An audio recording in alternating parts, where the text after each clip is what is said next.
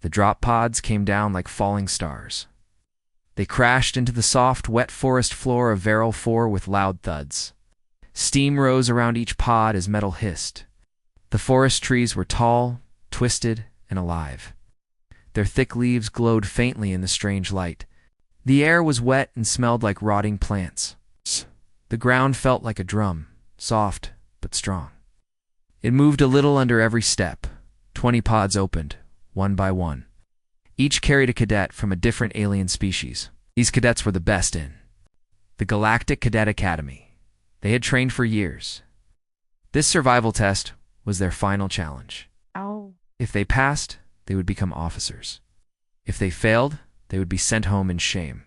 Each cadet landed alone, far from others, deep inside the forest. Jisoo, a young human woman with dark hair tied back, stepped out of her pod.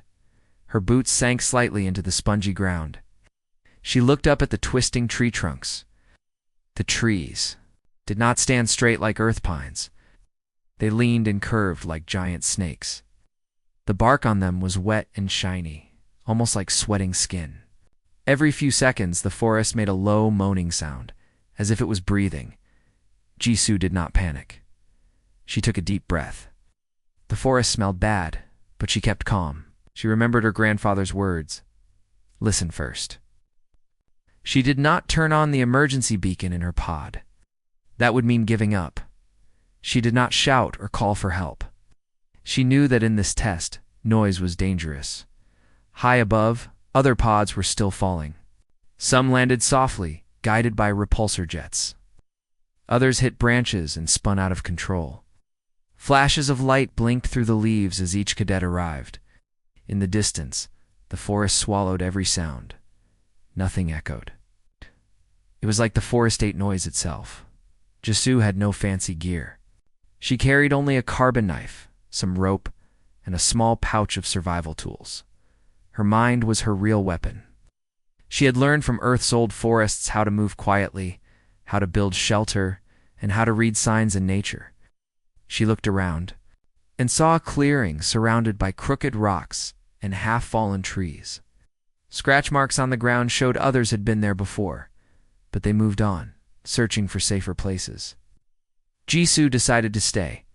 This spot felt quiet. The air here was a little cooler, and the forest sounds were softer. Nearby, Hyun, a cadet with pale blue skin and big eyes, tried using echolocation.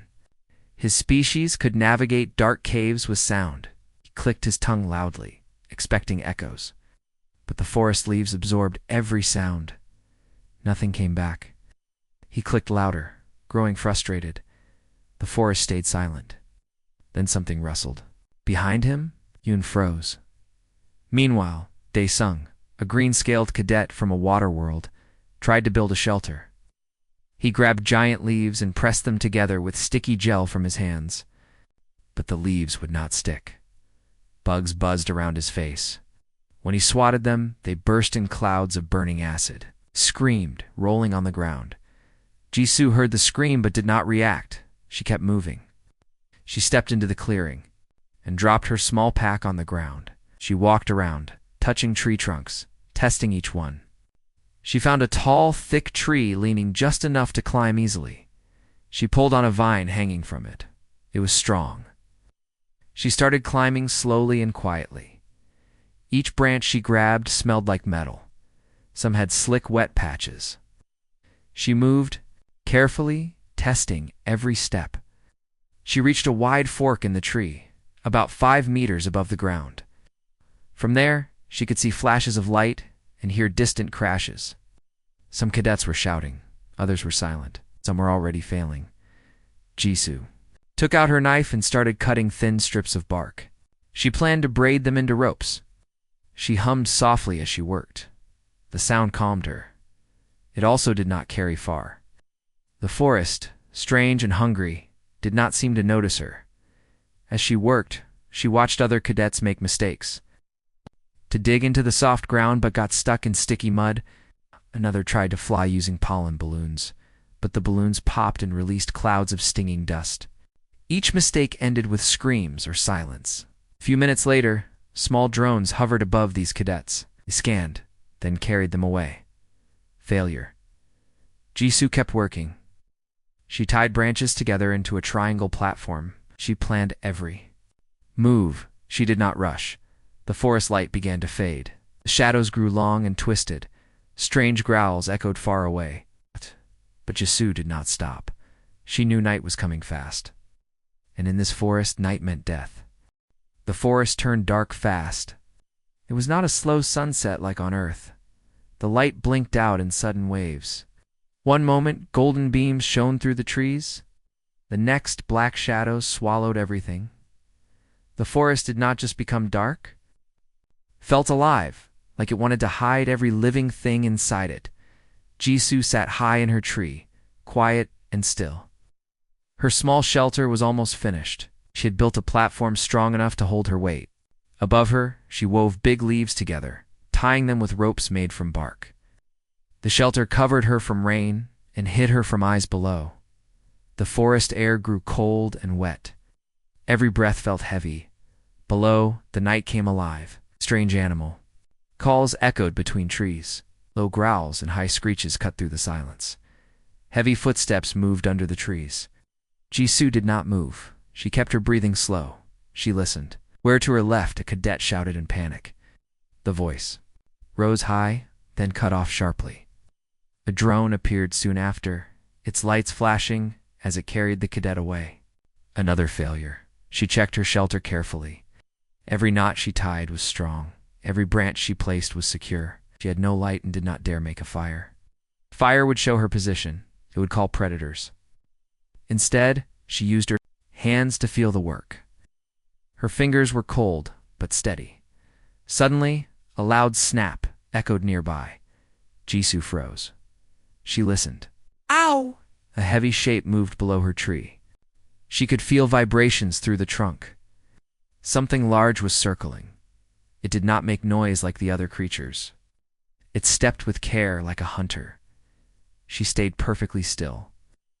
The thing below moved around for a long time, then stopped. The forest fell silent.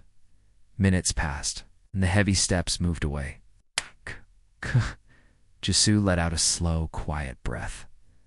Elsewhere, the night swallowed other cadets. Young-ho, a small cadet with gray skin, had built a shelter on the ground. He thought it was safe because he dug a hole and covered it with sticks.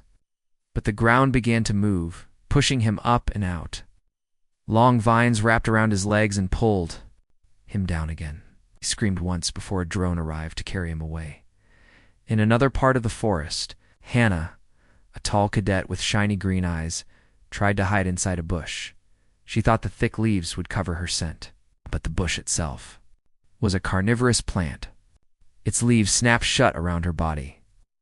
Her muffled cries lasted only seconds. The forest stayed quiet after that. Jisoo watched small lights drift between the trees. Insects the size of her hand floated on soft wings. They glowed like tiny lanterns. They did not bite or sting. They circled her shelter, then moved away.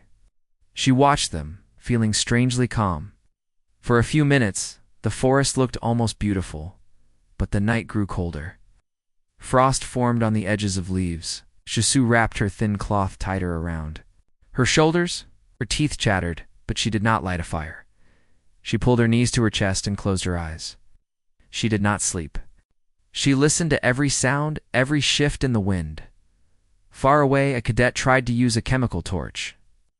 The bright green light flared, lighting up dozens of meters of forest. For a moment, Jisoo saw shadows of tall, twisted shapes moving between trees. Then the torch died with a loud hiss.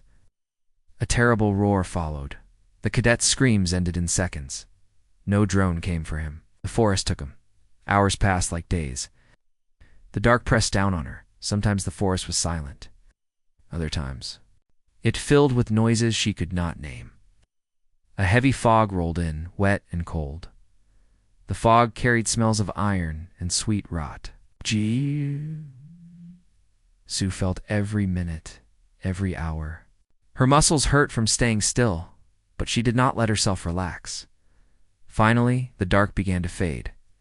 A thin gray light broke through the high canopy. The fog lifted a little. The forest groaned like something old waking up. Jisoo opened her eyes fully. She looked around.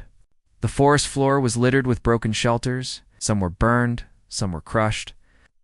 Blood darkened the moss in places. Drones appeared in the sky. They flew in slow circles, scanning the ground. One by one, they lowered to collect cadets. Some were alive but hurt, some were only bodies. Jisoo stayed in her shelter until a sleek black drone hovered near her tree. It projected a blue light on her platform. A word appeared in the air. Pass. She nodded once. She untied the ropes of her shelter. The leaves folded inward. She packed her small tools and climbed down slowly. Her arms and legs ached. Her clothes were torn. Her face was dirty and pale. But her eyes were clear. She stepped onto the soft ground. Other surviving cadets appeared from the mist, limping and quiet. Drones guided them to a wide platform floating above the forest floor. The platform was cold and metal. It hummed as it moved. Jisoo stood tall among the survivors. She looked back at the dark forest one last time. She had faced it, outlasted it, and she had done it alone.